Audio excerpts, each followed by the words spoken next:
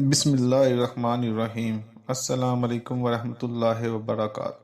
سامعین، آج کی ویڈیو میں ہم بات کریں گے کہ کس طرح مصر کی دونوں حکومتوں کو ایک کیا گیا۔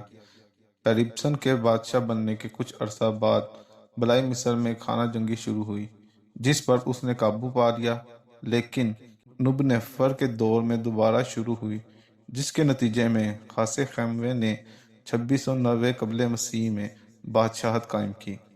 کہا جاتا ہے کہ ہورس اور سیت کے دیوتاؤں کے ماننے والوں کے درمیان جنگ شروع ہوئی، جس پہ خاصے خیمے نے قابو پا کے مصر کے دونوں حصوں کو ملا دیا۔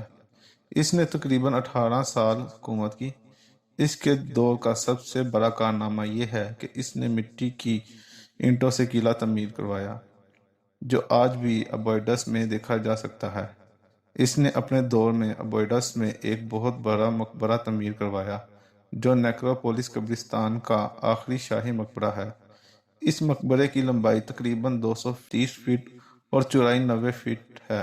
اس میں تقریباً 58 کمرے بنائے گئے تھے اور اس کی مرکزی قبر کو چونے کے پتھروں سے بنایا گیا تھا۔ کہا جاتا ہے کہ خاصے خیموے نے بہت سی جنگیں لڑی۔ تقریباً 2686 قبل مسیح میں دوبارہ خانہ جنگی شروع ہوئی یا کوئی جنگ ہوئی، جس کے نتیجے میں مصر کا نیا بادشاہ جوزر بنا اور اس طرح دوسری سلطنت کا خاتمہ ہوا۔ جوزر نے تیسری سلطنت کی بنیاد رکھی۔ خاصے خیموے کی قبر الکعب کے 5ویں مقبرے میں ہے، جسے اس نے خود تعمیر کروایا تھا۔ جوزر خاصے خیموے اور ملکہ نیماتھپ کا بیٹا تھا۔ اس کی ایک بیوی کا نام حتب ہرنپتی تھا اور ایک بیٹی تھی جس کا نام انت کاوس تھا۔ اس نے تقریباً 28 سال مصر پر حکومت کی۔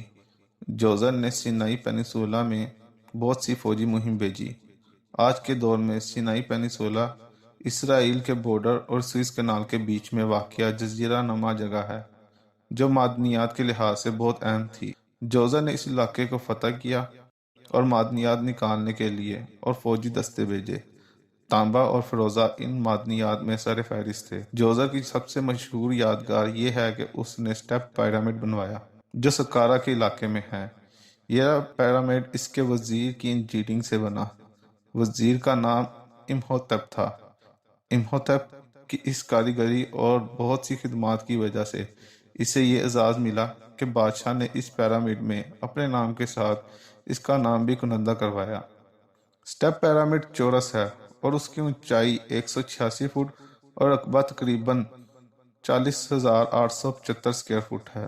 پیرامڈ کے نیچے لمبی راہداریوں اور کوٹریوں کی بھول بھلائیاں کھودی گئی۔ تدفین کا کمرہ زمین کے اندر اور پیرامڈ کے بیچ میں ہے۔ یہ 84 میٹر گہرا گڈھا ہے، جس کا رستہ زمین سے سیدھا تدفین والی جگہ پر جاتا ہے، اور اس راستے کو تقریباً 3.5 ٹن وزنی پتھر کے ساتھ سیل کر دیا گیا تھا۔ اس پیرامڈ میں جوزر کا مجسمہ بھی رکھا گیا تھا۔ تقریباً 2648 قبل مسیح میں جوزر کی موت کے بعد اس کا بیٹا سیخمخت مصر کا بادشاہ بنا۔ اس کے دور حکومت کی کچھ خاص معلومات نہیں ملتی۔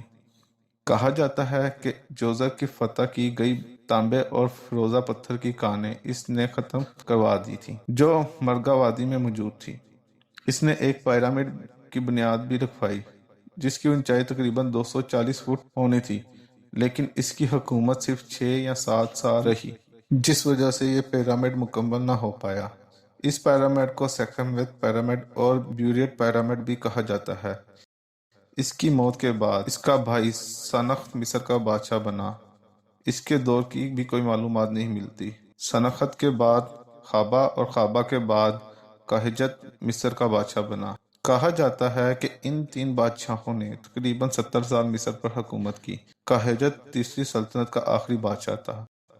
قہجت کے دور میں ایک جنگ ہوئی، جس سے تیسری سلطنت کا خاتمہ ہوا اور مصر کی چوتھی سلطنت وجود میں آئی، جس کی بنیاد سنوفرو نے رکھی۔ چوتھی سلطنت کا تذکرہ ہم اپنی اگلی ویڈیو میں کریں گے۔ دوستوں، مصر سے تعلق رکھنے والی تمام معلومات بادشاہوں کے قدیم پتھروں پہ کنندہ ہیں، جنہیں ماہر مصر نے ترجمہ کر کے مختلف کتابوں پر رسالوں میں شائع کیا ہے۔ اس لیے کچھ بادشاہوں کے دور کی کوئی معلومات نہیں ملتی اور کچھ کی ملتی ہیں۔ مزید معلومات جاننے کے لیے میرے چینل کو سبسکرائب کریں۔ اگر ویڈیو پسند آئی ہے تو لائک کریں اور بیل آئیکن کا بٹن لازمی پریس کریں، جس سے آنے والی تمام ویڈیوز کے نوٹیفیکیشن آپ کو مل سکیں۔ جزاک اللہ۔